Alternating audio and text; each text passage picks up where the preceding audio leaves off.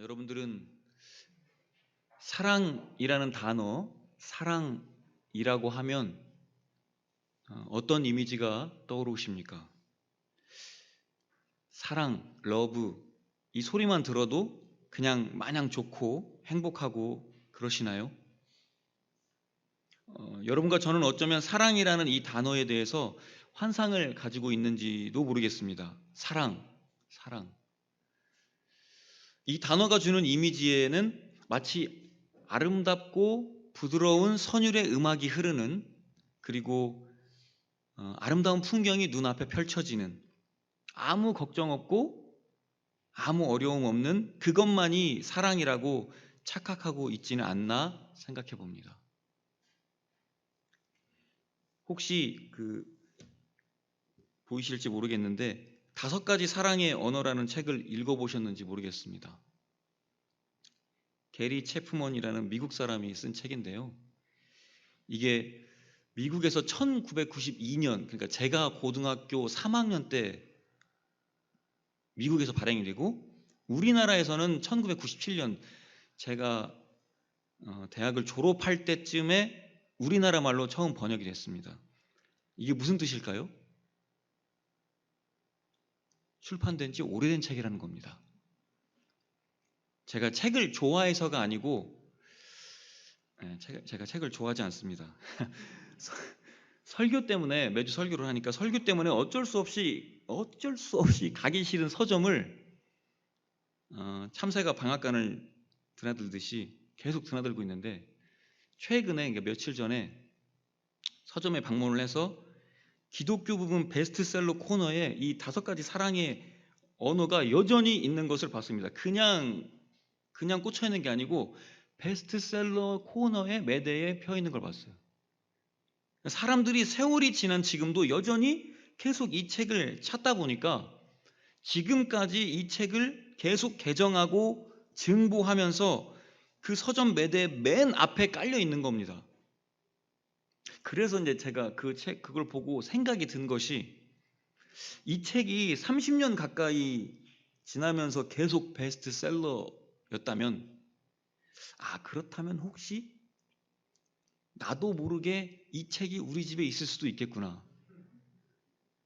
그래서 이제 집에 와서 찾아보니까 역시나 2012년에 구매했다는, 여기 도장이 찍혀 있는데요. 2012년에 구매했다는 도장이 찍혀 있는, 그런데 저는 이렇게 말랑말랑한 책을 별로 좋아하지 않아서 제가 구매를 한 기억이 전혀 없는, 왜 이 녀석이 우리 집에 있는지를 이유를 알 수 없는 5가지 사랑의 언어가 제 책장 저 구석에 보이지 않는 곳에 꽂혀 있었습니다.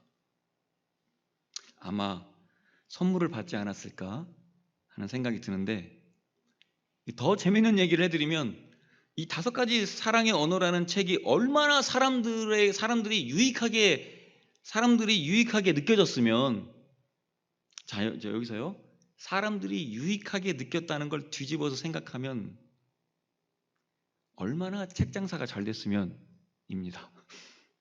얼마나 책 장사가 잘 됐으면 이 책으로 인한 알까기가 어마어마합니다. 자, 이 5가지 사랑의 언어 알까기가 된, 이걸로 인한 알까기가 된 다른 책 제목을 말씀드려 볼게요.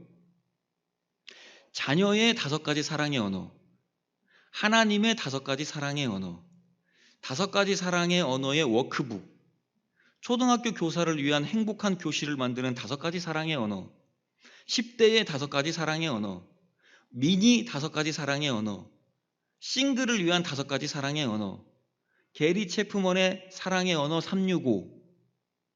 자, 이게 끝나는 게 아니에요. 여기서 그것의 또 다른 곁가지로 깐 5가지 사랑의 언어의 알까기 책 제목이 또 있어요. 5가지 사과의 언어, 미안합니다. 5가지 칭찬의 언어, 너 너무 잘하는데? 이게 모두 같은 저자가 쓴 책입니다.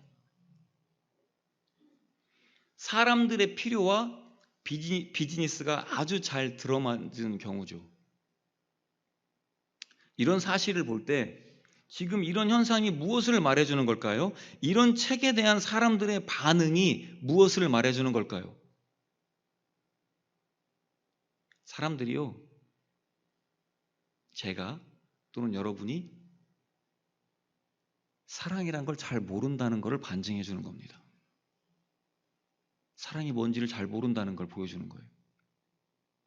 참 아이러니하죠. 인간의 삶, 인생, 니콜, 사랑이라고 말할 수 있는데 사람이 태어나서 죽을 때까지 그 인생이 어쩌면 사랑인데 사람들은, 우리들은 사랑을 잘 모르나 봅니다. 제가 이 5가지 사랑의 언어를 쭉 읽어보고 내린 결론이 뭘까요? 아주 간단한데 또 아주 어렵습니다. 조금 이따가 제가 말씀드릴게요. 끝까지 졸지 마세요. 그런데 여러분, 사실이요, 이 게리 체프먼이 쓴 5가지 사랑의 언어라는 책보다 이 책보다 더 깊고 위대한, 비교할 수 없는 사랑의 시작과 그 언어와 방법이 들어있는 책이 여러분하고 저한테 있습니다. 가끔, 아주 가끔이지만 우리가 무시하는 그 책 말입니다. 집에 몇 권씩 여기저기 굴러다니거나 구석에 꽂혀있는 그 책 말입니다. 그래서 사실은 여러분과 제게 아주 오래전부터 그 사랑의 책은 곁에 있었습니다. 지금도 갖고 계시고. 그래서 그 사랑의 책 속에서 정말 진한 사랑을 말해주는 오늘 본문을 한번 생각해 보겠습니다. 오늘 본문인 요한 1서를 기록한 요한은 예수님이 하늘로 승천하시고 그 후로 약 50여 년이 지나면서 그리스도인들이, 자신의 주변의 그리스도인들이 점점 구원자로 오신 인간 예수를 부정하고 그 속에서 이단이 횡행하는 안타까운 그 모습들을 봐야 했습니다. 그러니까 그리스도인들은 점점 예수님이 누구시고 왜 오셨는지에 관해서 혼란스러워하기 시작했어요. 그 중에 일부는 다른 종교나 다른 철학에서 가져온 그 지식들을 복음하고 섞어서 자신들의 믿음을 치장하고 다르게 꾸몄습니다. 여러분, 예수 그리스도가 우리의 구원자이신 것을 부인한다는 건, 예수 그리스도가 하나님 되심을 부정한다는 건, 인간으로 오신 예수님의 십자가와 죽음을, 부활을 부정한다는 건요, 그럴수록 더 세상의 것을 추구한다는 거고, 혹시 세상의 것도 진리가 아닐까? 혹시 세상의 것도 참이 아닐까? 하고 생각하게 되는 거고, 그래서 더 내 속의 본능을 추구하게 되고 자기 중심적인 것도 옳다고 생각하는 오류를 범하게 되는 겁니다. 결국 교회가 점점 무엇을 믿어야 할지를 확신하지 못한다는 거죠. 그래서 요한이 정말 걱정이 많았습니다. 여기저기 다른 거짓 진리에 흔들리는 그 사람들을 굳게 붙잡아야 됐어요. 구별하지 못하고 분별하지 못하고 갈팡질팡하는 그들을 굳게 다시 세워야 됐습니다. 이 일을 어떻게 해야 될까? 하나님께 기도하면서 이 편지를 썼을 겁니다. 그래서 요한이 하나님께 지혜를 얻어 쓴 이 편지의 답은 뭘까요? 네, 사랑이었어요. 오늘 본문 7절 상반절을 한번 보겠습니다. 오늘 본문 7절 상반절을 제가 읽어볼게요. 7절 상반절입니다. 사랑하는 자들아, 우리가 서로 사랑하자. 제가 이제 말씀을 준비하면서 계속 읽었는데, 읽어도 몇 번을 읽어도 가슴이 찡한 말이에요. 사랑하는 자들아, 우리가 서로 사랑하자. 이 한 줄의 문장에 어마어마한 힘이 있다는 것을 우리가 이렇게 읽으면서도 이렇게 느끼는 것도 요한도 기록을 하면서 느꼈을까요? 알았을까요?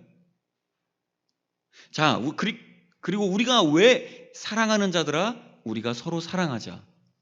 우리가 왜 그래야 되는지 그 사랑의 이유를 이 뒤에 말하고 계십니다. 사랑은 하나님께 속한 것이니. 자, 우리가 사랑을 해야 되는 이유가 서로 간에 사랑을 이루어가야 되는 이유가 그 사랑의 원소스가 하나님이기 때문이라고 말하고 있습니다. 자, 우리 안에 있는 사랑이 하나님에게서 시작됐다는 겁니다. 자, 이 말은 원래 사랑이라고 말하는 그 속성이라는 것이 인간에게 속한 게 아니라는 걸 얘기하는 거예요. 그러니까 사랑을 생각할 때 인간의 영역에서 생각하면 안 되고 하나님의 영역에서 사랑을 생각해야 된다는 겁니다. 자, 그렇다면 어쨌든 이 모든 걸 다 제껴두고 물려두고 뒤로 물려두고 하나님께서 사랑의 원소스라고 말씀을 하셨는데, 여러분들하고 제가 알고 있는 하나님께서 우리에게 보여주신 가장 큰 사랑이 뭐가 있을까요? 본문의 9절에서 10절을 한번 읽어보겠습니다. 하나님께서 우리에게 보여주신 가장 큰 사랑이 뭐가 있을까요? 9절에서 10절입니다. 하나님의 사랑이 우리에게 이렇게 나타난 바 되었으니 하나님이 자기의 독생자를 세상에 보내심은 그로 말미암아 우리를 살리려 하심이라. 사랑은 여기 있으니, 와, 지금 엄청난 말이에요. 사랑은 여기 있으니 우리가 하나님을 사랑한 것이 아니요 하나님이 우리를 사랑하사 우리 죄를 속하기 위하여 화목제물로 그 아들을 보내셨음이라. 여기에서 읽어서 표현되기에 가슴에 쏙 들어오는 구절이 각 구절의 첫 번째 구절이에요. 하나님의 사랑이 우리에게 이렇게 나타난 바 되었으니. 10절 보세요. 사랑은 여기 있으니. 자, 여러분들과 제가 알고 있는 하나님께서 우리에게 보여주신 사랑이 뭡니까? 예수님이에요. 창조주이신 하나님이 그 스스로가 인간의 몸을 입고 이 땅에 와서 우리들의 죄를 위해서 제물이 되신 거. 자, 이게 무슨 말입니까? 하나님 스스로가 사랑이라는 말의 정의가 뭔지를 우리에게 먼저 보여주신 거예요. 왜요? 앞에서 말씀드렸잖아요. 하나님이 사랑이시니까. 그런데 여러분, 여기서 문제가 하나 생겨요.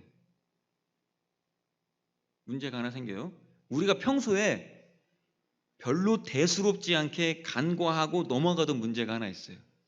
자, 말씀대로 하나님께서 예수 그리스도의 모습으로 우리를 먼저 사랑하셨습니다. 우리를 먼저 사랑하셨어요. 하나님이 우리를 먼저 사랑하셨어요. 그래서 우리가 하나님을 사랑합니다. 그렇죠? 하나님이 먼저 우리를 사랑해 주셔서 우리가 하나님을 사랑합니다. 그렇죠? 그러면 그냥 넘어갈 일이 아니에요. 그러면 우리가 하나님을 사랑한다는 것을, 여러분들과 제가 하나님을 사랑한다는 것을 뭘로 증명하실 거예요?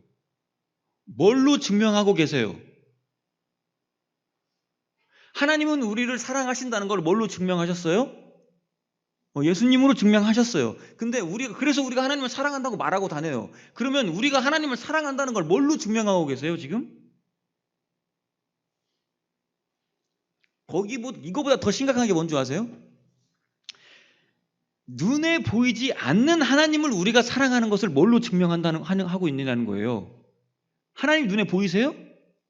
눈에 보이지 않는 하나님을 우리가 사랑한다고 뭘로 증명하고 있냐는 말이죠. 자, 보세요. 여러분과 제가 눈으로 보지 못하는 하나님을 어떻게 사랑하고 하나님과 사귐을 가질 수 있느냐는 겁니다.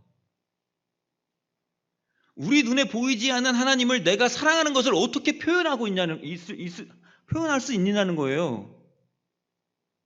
이거 정말 심각하지 않습니까? 생각해 보셨어요? 그래서 손혜순 집사님께서 뽑으신 말씀입니다. 12절을 제가 읽어볼게요. 그냥 넘어가셨던 말씀이, 저도 그랬고 그냥 넘어가셨던 말씀이 일 수 있는데 읽어보겠습니다. 그 어느 때나 하나님을 본 사람이 없으되, 이게 무슨 뜻일까요? 그 어느 때나 하나님을 본 사람이 없으되, 과거에도 없었고 현재에도 없고 그리고요 미래에도 없어요. 뭐 어떤 사람이요? 하나님 본 사람이 없다고. 어느 때나 하나님을 본 사람이 없으되, 만일 우리가 서로 사랑하면 하나님이 우리 안에 거하시고 그의 사랑이 우리 안에 온전히 이루어지느니라. 우리가 한 번도 본 적이 없는 하나님을 사랑한다는 것을 뭘로 증명한다고 지금 말씀하고 있는 거예요? 우리가 서로 사랑하는 걸로 증명한다는 겁니다. 형제 자매를 사랑하는 걸로 증명하는 겁니다. 뭘요? 내가 하나님을 사랑한다는 걸.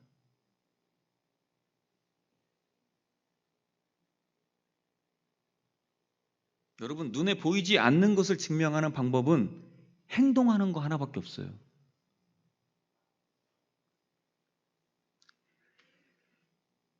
모든 설교자들이 다 그렇지만 설교를 준비하는 일주일 내내 제가 오늘 설교 때문에 똥 마려운 강아지 마냥 요즘 밖에도 못 나가잖아요. 그래서 이제 그렇게 크지도 않은 집안을 매일 이리저리 막 배회하고 다녔어요. 생각을 해야 되니까 묵상하고 생각하는 과정을 가만히 앉아서도 하지만 계속 제가 이리저리 막 배회하고 있는데, 며칠 전에 이제 그런 제가 안쓰러웠는지 밤 11시쯤에 이제 아내가 밥 먹을래요? 시큰둥하면서 그 질문에 대답도 하는 둥 마는 둥 하는 남편을 위해서 급하게 이제 컵라면, 김, 밥, 김치를 이제 간단하게 준비를 하더니 가만히 제 옆으로 와서 이제 옆으로 누워서 텔레비전을 보고 있는, 그리고 멍 때리고 있는 저한테 와서 제 입에 밥에 김을 싸서 하나씩 넣어줬습니다. 저는 이제 당연하다는 듯이 계속 주는 대로 받아먹고 있었습니다. 그러다가 갑자기 느껴졌어요. 그러다가 하나씩 그냥, 이 여성분이 나를 사랑하는구나.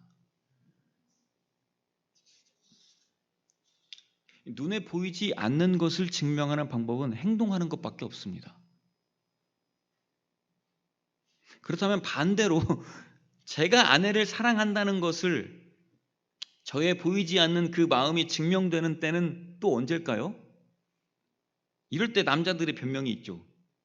꼭 그걸 말로 해야 하나요? 회개하겠습니다. 그러니까 지금 이 말씀은 인간의 눈에 보이지 않는 하나님은 정말, 만약에 우리가 정말 서로를 사랑하면 하나님께서 우리 안에서 우리를 통해서 나타내셔서 그렇게 해서 그분의 사랑이 다시 우리 안에서 온전히 이루어진다는 걸 말씀하고 있는 겁니다.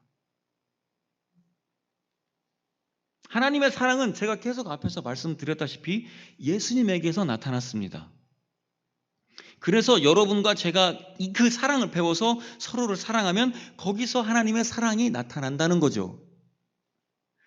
사랑은 하나님에게서부터 나왔고, 하나님은 사랑이시니까 우리가 서로 사랑하는 것은 하나님이 그 안에 머물러 계신다는 증거입니다. 그게 바로 하나님의 사랑이 우리 안에서 온전히 이루어진다는 것을 의미합니다. 여러분, 하나님의 사랑이 우리들 사이에서, 성도들 사이에서 이게 재현될 때, 우리가 서로 그것을 느끼고 그거를 경험하게 될 때, 서로에게서 경험하게 될 때, 결국 우리가 서로를 사랑할 때 하나님의 사랑이 멈추지 않고 계속적으로 우리 안에서 성취된다는 겁니다. 그게 우리가 하나님의 사랑을 계속 경험하는 방법입니다. 이게 정말 얼마나 놀라운 일입니까? 우리가 서로 사랑하는 것만으로 하나님의 사랑이 우리 안에서 계속 성취된다는 것. 자, 하나님은 눈에 보이지 않지만 사랑 안에서 하나님을 볼 수 있다. 그러니까 우리의 사랑으로 하나님의 살아계심을 나타내 보일 수 있다는 겁니다. 우리의 사랑으로 하나님의 살아계심을 나타내 보일 수 있다는 겁니다. 그래서 우리는요, 우리가 계속해서 서로 사랑함으로 우리 주변에 하나님의 실체를 증거해야 됩니다. 나타내야 됩니다. 이게 어떤 면에서 내가 증거하고 싶어서 증거가 되는 게 아니라 그냥 우리가 사랑함으로 증거가 되는 거예요.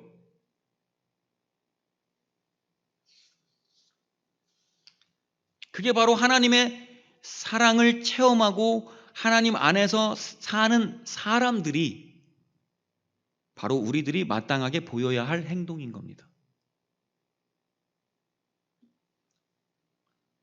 사랑의 빚진 자, 사랑의 빚진 자, 이 말 많이 들어보셨죠?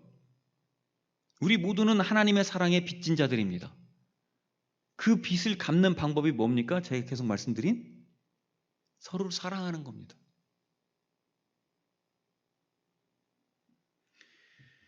그리스도인이 사랑을 하면 서로에게서 하나님을 발견합니다. 그리스도인이 사랑을 하면, 서로 사랑하면 그냥 그 안에서 하나님을 발견하게 됩니다. 그리스도인들은 다른 성도와의 사랑 안에서 하나님을 사랑하고 하나님에 대한 사랑 안에서 다른 성도를 또 사랑하게 되는 겁니다. 우리가 서로 사랑하면 하나님을 발견하게 되고 그 하나님을 또 사랑하게 되면 또 다른 성도들을 그 안에서 또 사랑하게 되는 겁니다. 그런데요, 우리들이 하나님을 사랑한다고 하면서 형제를 향해서, 자매를 향해서 입으로, 마음으로 시기와 미움을 품고 있는 경우가 얼마나 많이 있습니까? 슬프게도 말입니다. 그래서 오늘 본문은 너무나 두렵게도 요한이 그런 사람들을 거짓말쟁이라고 말합니다. 하나님을 사랑한다고 하면서 내 형제와 자매를 사랑하지 않는 것. 20절 한번 읽어보겠습니다. 누구든지 하나님을 사랑하노라 하고 그 형제를 미워하면 이는 거짓말하는 자니 보는 바 그 형제를 사랑하지 아니하는 자는 보지 못하는 바 하나님을 사랑할 수 없느니라.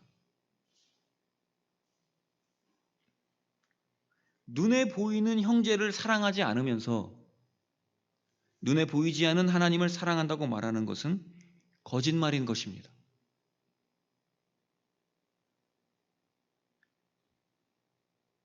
눈에 보이지 않는 하나님을 사랑한다는 건 눈에 보이는 형제를 당연히 사랑해야 된다는 것이죠.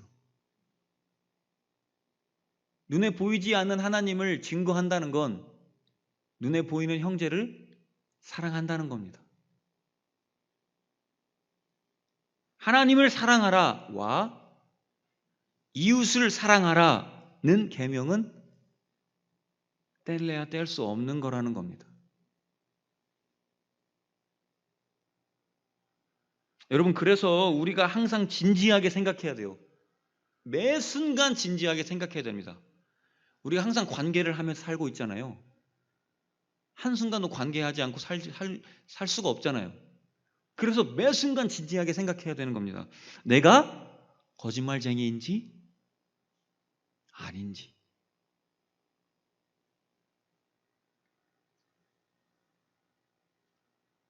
요한은 하나님의 사랑이 어떤 사랑인지 우리에게 오늘 말씀을 통해서 충분히 보여줬습니다. 그리고 우리가 하나님의 사랑을 받은 자로서 그리스도인들이 서로 사랑해야 될 이유와 근거가 무엇인지도 충분히 깨우쳐 줬습니다. 근데 이게 그걸로 끝난 게 아니라는 겁니다. 그래서 이걸 깨닫는 것도 중요하지만 이걸 아는 것도 중요하지만 그 사실을 보게 된 것도 중요하지만 그냥 그걸로 끝이 아니라는 겁니다. 제가 서론에서 이거 5가지 사랑의 언어를 읽은 결론을 말씀드린다고 했죠? 결국에 저자가 말하고 싶었던 게 뭘까요? 제가 내린 결론은 뭘까요? 노력입니다. 사랑하려는 노력입니다. 사랑하려고 하는 의지입니다. 사랑하려고 하는, 사랑을 하는 움직임입니다. 근데요, 수천 년 전에 오늘 본문의 요한도 똑같이 말하고 있는 거예요. 이미 수천 년 전에 요한도 똑같이 말하고 있는 거예요. 이제 우리에게 남은 것은요, 사랑의 순종 행동뿐입니다. 실제로 서로 사랑하라는 말을 모르는 사람이 없어요. 다 알고 계시잖아요.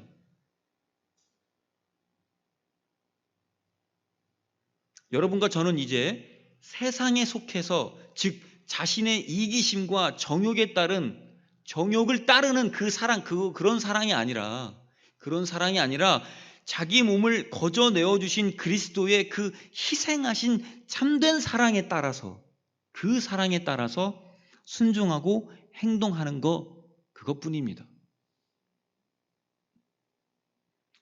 여러분, 하나님께서 우리에게 말씀하신 사랑은 선택이 아닙니다. 둘 중에 하나 선택해라가 아닙니다. 그분의 사랑은 명령입니다. 지금 하나님께서 말씀으로 우리에게 명령하십니다. 그래서 우리가 함께 결단하기를 원합니다. 결단해야 됩니다. 여러분, 지금 행동해야 합니다. 잠깐 기도하시겠습니다.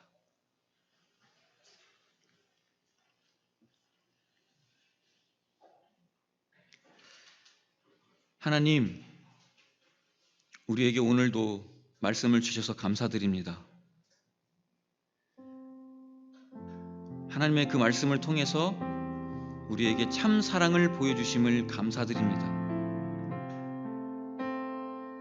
세상이 가르쳐준 사랑이 아니라, 세상이 보여준 사랑이 아니라, 그 누구도 흉내낼 수 없는 참 사랑을 알게 해주심을 감사드립니다. 그 사랑으로, 보여주신 사랑으로, 말씀해주신 사랑으로 우리를 영원한 죽음에서, 죄에서 건져내 주셔서 우리가 영원한 소망을 품고 지금 살고 있습니다. 이제 우리가 알게 된 그 위대한 사랑이 그저 우리 안에만 머물러 있지 않게 해주시옵소서. 정말 그 희생의 사랑이 하나님께서 원하시는 대로 우리가 서로 사랑함으로 전달되어질 수 있도록 해 주시옵소서. 우리에게 그 사랑을 행할 수 있는 용기와 담대함을 주시옵소서. 하나님, 그리스도를 통한 하나님의 그 사랑이 절대 헛되지 않도록 해 주시옵소서.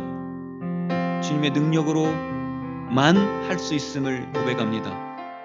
주님의 인도하심으로만 할 수 있음을 하나님 우리가 고백합니다. 이 기도를 들어서 응답해 주시옵소서. 우리를 하나님 앞으로 항상 인도하시는 예수님의 이름으로 감사하며 간절히 기도합니다. 아멘, 아멘.